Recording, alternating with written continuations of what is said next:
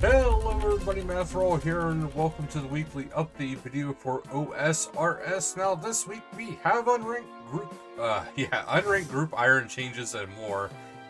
So we got the Giants Foundry up first here. There's a few tweaks.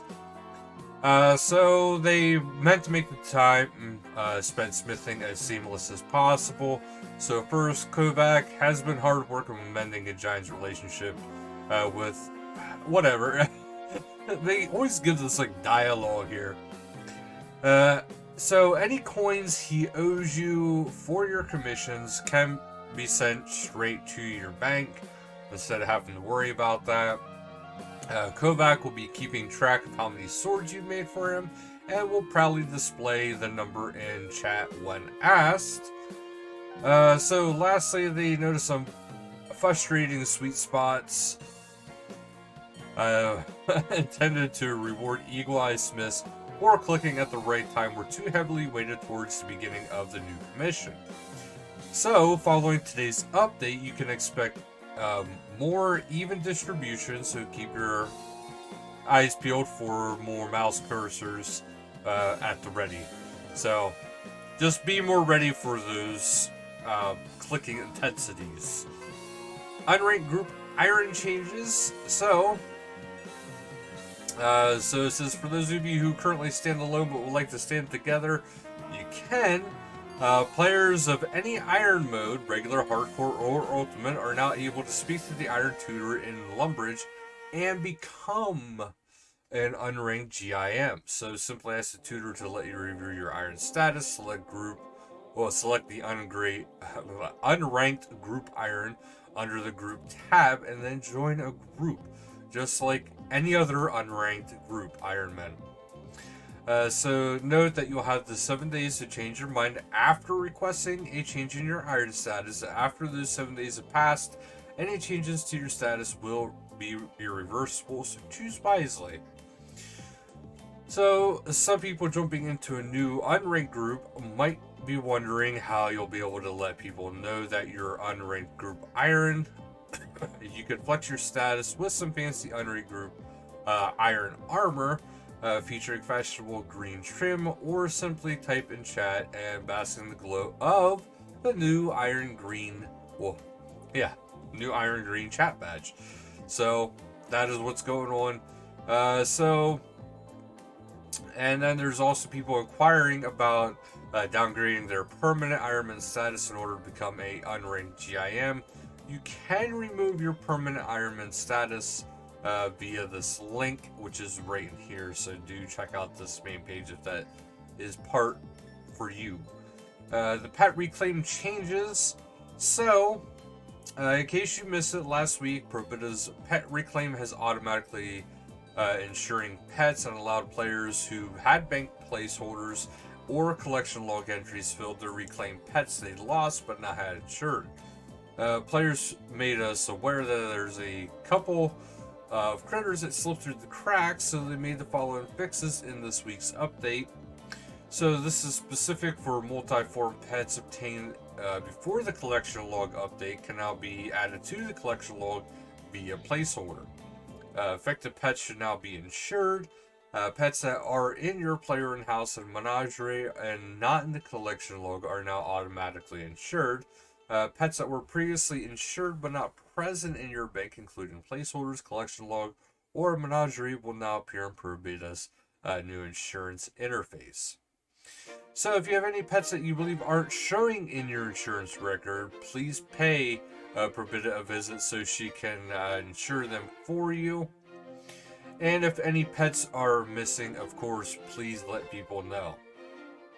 So Pride 2022, they said they had a fantastic march on Thursday where players came out all over the place to show support. And for those who are wondering, you still haven't missed out on the entirety of the event because the event is still going. So if you want to snag yourself a nice piece of fashionscape in the form of a rainbow flower crown, make your way over to Gilbert, who can be found just a little east of the Barbarian Village. So do check that out. And other changes are So they've also bundled in a couple smaller changes with this week's update. The Apple Pencil should work for players by tomorrow using the latest iOS client, where they intended to get this fixed by today, but there was an issue, so they apologize. Updated models for the NPCs in the Pride event to better represent the historical LGBTQ plus figures who inspired them. The clan events menu now has multiple bosses. In boss list, this entry should be at the top of the list and reflect common clan events like bingo a little more accurately. Fixed grammar in the description of the rainbow flower crown. Fixed a grammar in the Pride event. Once you have defeated, it says redacted by the order of the rock guard in what lies below.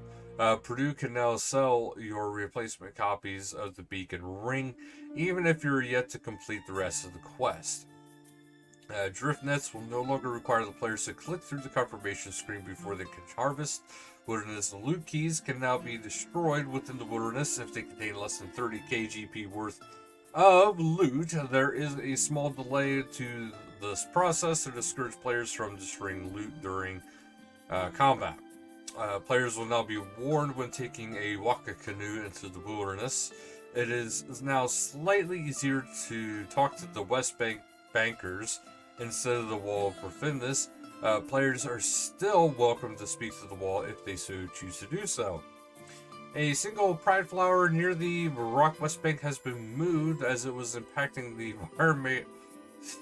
fire-making training method. You may now return to your usual business of lighting fires on the streets of a highly populated city. Pride flowers no longer block pathing in some areas. The combat achievement button and the collection log is now in some places, no matter which category is selected. And Deadman mode. So, many of you have been asking for a talk about the Deadman mode rerun finale and the future of Deadman mode. I keep wanting to twist everything. So keep an eye out for the Gillinor Gazette. They will be taking some time talking through the steps as they look ahead to the rerun, the challenges they faced on that night, and the future of the DMM. And PvP update survey. So they've been asking to run some surveys over the last 2 weeks. The first survey is about PvP content. So they're looking to work on the Wilderness Boss rework. Click the button here and have your say. And the game mode survey, again, click here and do the survey. Now's your time. If you guys have any suggestions or anything like that, here's your time. This is your time to do that kind of stuff, guys. And PvP World Road has moved to period B, so 560 UK PvP, 579 US high risk PvP, 561 UK free to play PvP, 580 US LMS competitive, and World 390 a US for LMS competitive has been deactivated with this rota. And that's everything with this week's updates, guys. So thank you guys so much for watching, and until next time, later, guys. Just wish I could talk.